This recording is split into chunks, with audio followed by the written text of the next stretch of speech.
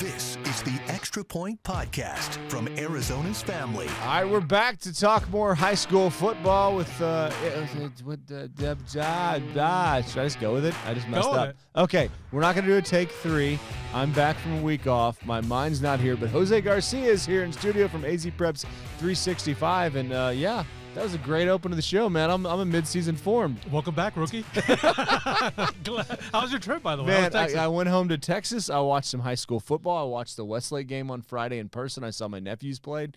I took a couple days off, and like my brain is just not. I'm not running at full speed. You're forgiven. Yeah, okay. You're forgiven. It's like a bye week, and yeah. you're just like, oh man, I just can't get going. I'll blame it on fall break. How about that? Yes, yeah. There was a lot of chili con queso consumed. We just ate a lot. We recreated a lot. We hung out on the boat. It was good, but I'm glad to be back and talking high school football. Hopefully we'll get all our games in this week because I've never seen this many lighting delays. No, I'm right there with you. This is a first in my 20 yeyears that we've had so many delays. I'm thinking I'm going to have to burn some sage just to get the bad juju, bad spirits away, and hopefully we can get the games on in time. We've joked a lot with Julia Lopez. Every game she goes to has a lightning delay. I mean, like one of the live shots goes down. It's just she's like the human lightning delay. She's our go-to. That's who we're going to blame for all the delays. Blame J-Lo. But if you see her out at the game on Friday night, tell her what's up. So we'll talk about the games in a second. But first of all, I mean, just more big news coming out of Arizona high school football. One of our own, Sean Aguano, the interim coach for Arizona State. They beat Washington, a big top 25 win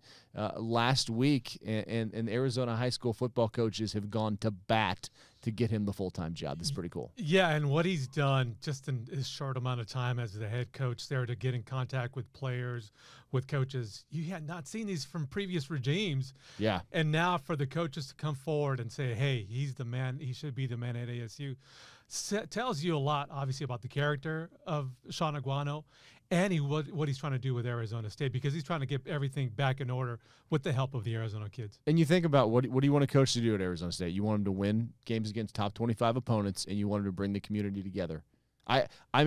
He has my vote, and I know that they're going to go out there and they want Dillingham from Oregon, and you want to talk to all the big names, and that's I think that's great to do some due diligence. You have to. But I'm just going to stump very non-objectively here and just say if the guy you have is right in front of you, don't go looking elsewhere, because he's an excellent football coach. He's gonna win somewhere. I'm taking my objectivity hat off. Hire him. Yes. Hire him. He everything that he's brought so far is what you're gonna see, and I know everybody's jumping on that bandwagon, and do it now because you don't want to wait. Right. Well, and all the Arizona kids would want to come home too. With the transfer portal. But maybe this is a job interview the next couple games, and we'll see how he does. Yeah. And maybe don't give it to him now. See how he does. But he's definitely. This is a really neat story, and I can't wait to see it finish. And the other thing developing also is Trent Breguet. Doing it with an Arizona kid, right? Upsetting Washington. Yeah, I'm pretty sure U of A is not too happy that they lost Trent because he's down there in southern Arizona. But now you got 2 AZ kids leading ASU. Wow. Yeah, and that's where the buy-in is, and that's how you get more people back in the seats, because there's friends and family watching everybody they know, and it's really sad to see that stadium not full. So turning our attention now to the power rankings. They came out, and this is always the soundbite we like to grab on the Extra Point, because everybody likes a good ranking. We want to know where we stand. We're at the midpoint of the season. We're a little past it. So how do you have things shaking down? Who gets into the open division playoff, and who's still on the outside looking in? Sure, just some of the headlines that came out from the first week of rankings for the big schools. The small schools are obviously in the 7th or 8th week of their season. You've got 4 premier region teams in the open rankings, of course, and we knew that from the start that was going to happen. But Liberty being ranked number 1 and hammering people. Yes. Yeah. The job that they're doing, and the job that they did against Bastrop right off the bat, second week in a row, Mark, that they score on their opening drive. Yeah.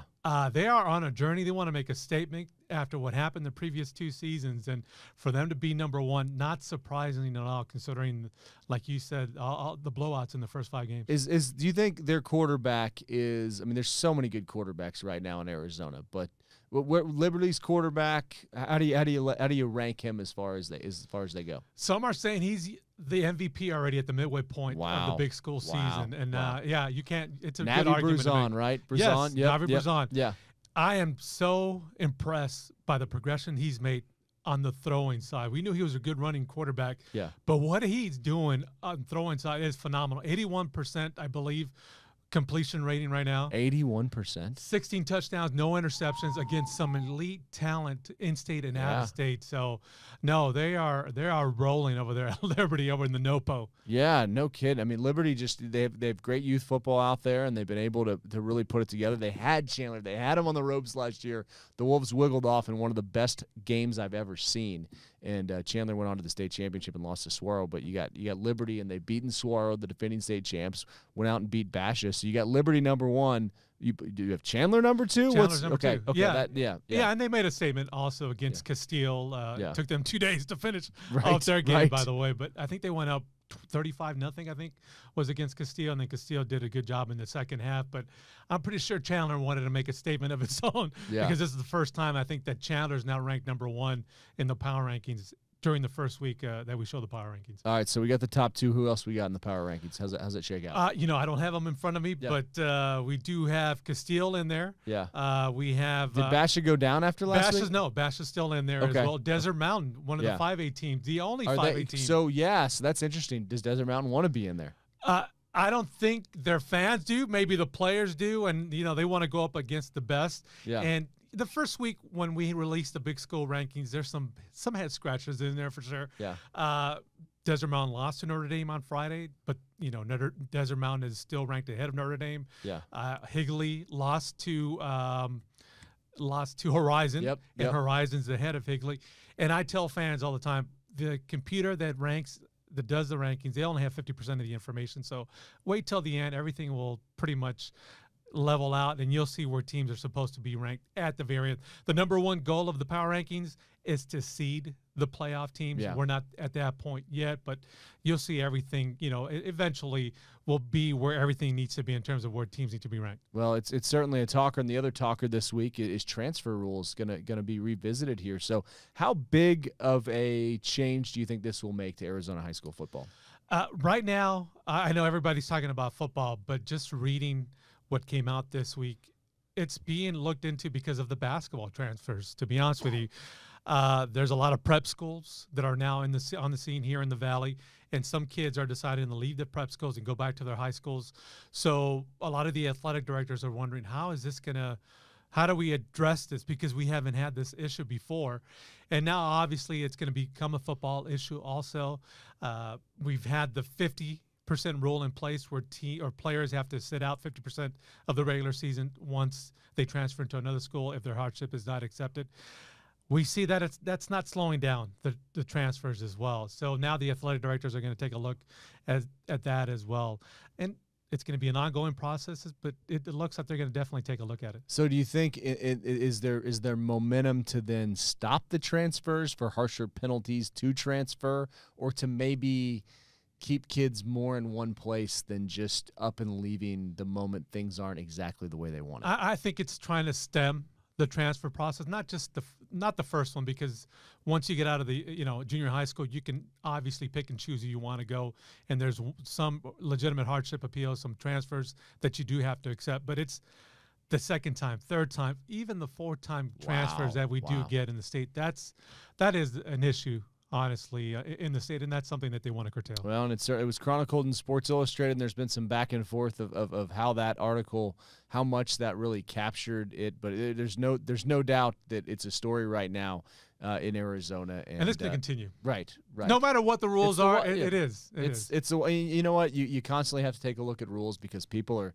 trying to get their kids in the best spot, and you get that. But there's some stuff out here. It's been going on for many years, and it just kind of goes with Arizona high school football. So what's, to me, just boils down to why are you doing it? Yeah. And once you look at the reason, then I think you have to look further. What needs to happen rule-wise? Right. Well, let's get to the games on the field. We have kind of a light week, I guess. Would you call it a light week? I took fall break last week. All other teams are taking fall break this week? That's what it is. Yeah, that's the biggest reason why a lot of the big teams are off this week. And I think next week as well, some folks are going to decide to take some time off. And at this point, considering the hoopla around Arizona high school football, the pressure as well, believe it or not, there is pressure that these kids face at the high school level. give them a break. Well deserved. Well, I mean, hopefully they don't come back as out of game shape as me. You know, the first drive, if they eat as much chili con queso as I did down in Texas, then we're gonna have some bad high school football. You know, coming back next week. I have a razor, by the way. Okay, yeah. No, April likes it, so yeah, I don't know. We'll see. Yeah, it goes with the. I'm trying to keep the gray out of it. All right, so let's get April. By the way, is that? Yeah. April for the does the weather in the morning. Oh, wife. okay, yeah, your wife. Yeah, okay, yeah. I was wondering. Not just I don't just check with the morning meteorologist. She's also my wife. We I talked to her today, so yeah, she's I think she still likes the beard. She just said I grew the beard during COVID, and she said keep it. And I think I'm gonna keep it. If she says so, then yeah, exactly. Yeah, I don't necessarily like having a, but she just says it looks good. So happy wife. Happy life. Yes, sir. Words to live by. So let's hop on the AZ family, AZPreps 365 school bus, and head around town. Not that busy of a Friday night, but we do have kind of like a rivalry game down there in Ahwatukee / Tempe area, right? Yeah, it's going to be a 6A Central Region game, and more than likely the winner of this game ends up, I think, in my opinion, winning the region. Fabulous job so far by Eric Lauer over at Mount Point, and Jake Barrow, first-year coach at Corona del Sol, who came over from Castlegrad after helping that program win a state championship last year. Yeah, and Connor Ackerley, 6 touchdown passes. We had his mother, Jody Jackson of the Diamondbacks pregame and postgame show host. So, she joked, they might not let her back in the stadium because she missed his record-setting performance, but I would imagine that she's going to be there because those two schools cross paths. Those kids all played Little League against each other, and they know each other pretty well. Great for Jody. I mean, as a fan, I know, and we love her, what she does on the sporting side. For her son to be doing such fabulous things, having the success that he's having, that's awesome. And don't forget about his wide receiver, Raiden Vines Bright, also main target for him, having a good year as well. And then Chris Arvizo and Maddie Brown over at Mount Point, great 1-2 connection there for them. And Mountain Point Pride, they had a couple down years after Norris Vaughn left, but I think they're kind of getting it rolling again. Good to see that new field out there, that new turf field down there in Ahwatukee. All right, so from there, let's head to North Phoenix. We're going to jump on the school bus. At some point, we're going to get like a bus, but neither of us are smart enough graphically to put that together. Centennial, I feel like they've kind of they struggled a little bit at first when I saw them, but they're 4-1. They're facing O'Connor. That's a pretty good showdown, kind of North meets West. Yeah, the Desert Valley region, where everybody knows, I think Liberty in that region is the favorite. But honestly, I think you can make any of those teams in that region can go to the playoffs, including Centennial and Saturday O'Connor. Again, 2 staffs, great coaching on those staffs. And I found out this year that Bobby Barnes, who has a great track record here in the Valley, had a great run over at Buckeye. He's now an assistant over at Centennial High School, joining the Taylors, and he's coaching on the defensive side. Bobby Barnes is, and Brent is his son. He's the head coach over at Chaparral. Oh, that's right. That's right. A coaching family for sure. Yeah, and if Centennial ever matches up with Chaparral, we got ourselves a story right there. Indeed. Hopefully, maybe in the playoffs. You never know. Yeah, Kevon Clark. Yeah. He's dynamic. He's one of the best guys I've seen run the ball. Yes, indeed. And last year, I think he was injured, lost his mom too, unfortunately. Yep. But what a comeback year by him, and then also by Centennial. Yeah. All right. So from there, ALA Gilbert North. You going to go to the Snowflake game? They're at Snowflake. Have you been to a game at Snowflake? I have not. I've been to a game at Blue Ridge. Great. Oh, beautiful pines right behind. And no, but we can take the bus. We should take the bus. Arizona Family AZPreps 365 I think we should take the extra point up there and go live at Snowflake. That'd be great. So have you? Snowflake's having a pretty good year. They've got some dudes, right? Yes, they got moved up this year after winning the 3A conference last season. So very stingy defense on Snowflake's side, but they're going to get a good challenge from Adam DeMonte and Brandon Phillips, one of the best 4A quarterbacks, and DeMonte, and one of the best wide receivers, and Brandon. That's going to be a good matchup. This is going to determine a lot in terms of power ranking points as well. So we'll see what happens. And then also the favorite, whoever ends up winning this game is going to be the favorite in the 4A East Sky region. And these two teams, not the first time they've played in meaningful games. 2 years ago, they met in the 3A semifinals. Snowflake ended up winning that game, and this is going to be a homecoming of sorts for Randy Reisdorf, the head coach at ALA Gilbert North, who used to coach at Sholo, so he's very familiar with the area. He's going to tell his kids all about, hey, get ready for the fans, get ready for the 3-hour bus trip. It's going to be cold up there. I haven't checked the forecast. As well. So, but telling them one thing and experiencing it is a totally different thing. White Mountains football, if you have not seen it, that's definitely a trip you have to make. I've always wanted to go up and either go to Blue Ridge or Show Low, and they've got that dome up there too, right? And you got Round Valley Dome, yep. Yeah. Oh man, at some point we're gonna take the show up there and go live. Other 3A game, Push Ridge hosting Chandler Valley Christian. Yeah, one of two big 3A games that, as we head till the tail end of the 3A conference season, is going to determine some of these top spots in the state tournament. You've got the Mustaine brothers, Bubba, who runs Push Ridge's offense, and then Tyler, the defensive enforcer for Push Ridge. What a season they're having, only one loss. And they're going to have their hands full with, I think, the best quarterback in 3A, Hunter Haringa of Valley Christian. Great matchup between two teams ranked in the top five in 3A. All right, so you're telling me a guy named Bubba runs Push Ridge. That sounds like a movie. We got to do a story on that guy. Yeah, and his brother too as well. So no, great tandem. And I think Tyler is his #1 receiver as well. So yeah, that's a excellent story on those two. Heck yeah! All right, so Sabino down in Tucson, right? Got to make the trip up. Scooter Molander and Mesa Eastmark. We've seen Eastmark a little bit. We kind of been in and out. What makes this game interesting? Yeah, another game in the 3A that's going to determine a lot in terms of seeding. 11 of Mac's 20 touchdowns have gone to Austin Johnson, who's working on his second consecutive 1,000-yard receiving season. So those are the two guys to look out for. On Sabino's side, Cameron Hackworth, the QB1 there for Sabino, and the Berryhill brothers, another brother tandem, Shamar and Savan, who I think combined have about 17 touchdowns in the year. And get this, I think there's 5 Berryhill brothers and 4 Berryhill sisters. There's also 9 siblings. Do any of the sisters play? Do we need to watch out for any of the sisters out there? I don't know, but flag football is right around the corner. We might see them on the gridiron. Another great story for the Extra Point. Let us know. All right, 1A football now. St. David at Hayden. Yes, both are 8-0.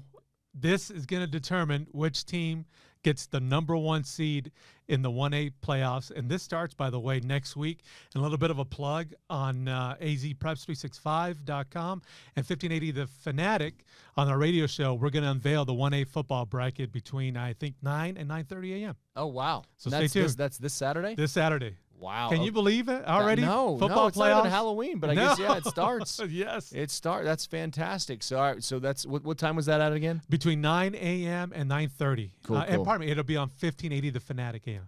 We were trying to make that a television show as well at some point. So we're working on that. Your AZ Preps 365 game of the week, Prescott at Flagstaff. I think you should go up there for that one. It is. No, we should. We should take another trip up there. Bring the jackets, you know. Yeah. I like it down here, but you know, I do have a jacket. I do have a winter jacket. So Chase Brown, what a quarterback for a freshman for Flagstaff. That's right. Yeah. 13 TDs already in only his first 3 games. What a breakout year so far. And they're going to go up against Prescott's 2-way Ironman, Cody Leopold, who's having a fabulous MVP type season in the Grand Canyon region. That should be a good one. So who do you like in Prescott or Flagstaff? And I guess which town's going to get bragging rights? That seems like that could be a fun little rivalry in our state. Yeah, I'm not good when it comes to predictions, and these folks, they're diehards for football, so I don't want neither. You don't want Dave Zorn mad at you. I don't want to know. You don't. I love my buddy Dave Zorn up north, and I don't want a target on my back. To be honest with you, I will say Prescott is the favorite. We picked Prescott as the favorite in the Grand Canyon region, but the way Prescott's been performing as of late, it might turn out to a good game. All right, so that's our list. What other stuff are you burning on here before we get out of here for the podcast and get ready for Friday night? We've got volleyball, believe it or not. Yeah. I know it's a football show, but stay tuned for that. We got badminton around the corner as well. We've got the radio show from 8 to 10, if you guys have a chance to check it out on 1580 The Fanatic, Saturday morning with Brett Quintine and also Zach Oliveira, good buddies of mine. Do you sleep at all on Friday night getting ready for the show? No. No, but it's all right. It's been like that for 20 years. It's good. All right, well, I'm not going to complain. It's high school football. Oh, you can always complain. I'm going to turn the lights out and let you take a little snooze here. That's going to do it for this week's show. Jose is going to get ready for Friday night, and we'll see you back here next week.